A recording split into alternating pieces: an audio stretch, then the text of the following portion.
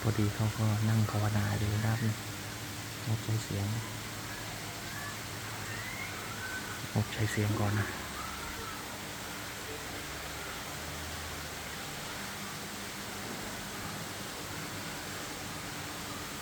ทรงความเป็นแรงประการของท่านทรงคือการดูจิตดูใจของตนเองแห่บุญปัพพภูสัพเพพุทธาสัพเพธัมมาสัพเพสังฆาปาเจกานังจายังภารังอรหันตานังตังหันนาอิสัทธาโสสัพเพพุทธาสัพเพธัมมาสัพเพสังฆาภารัปปัตตาปาเจกานังปา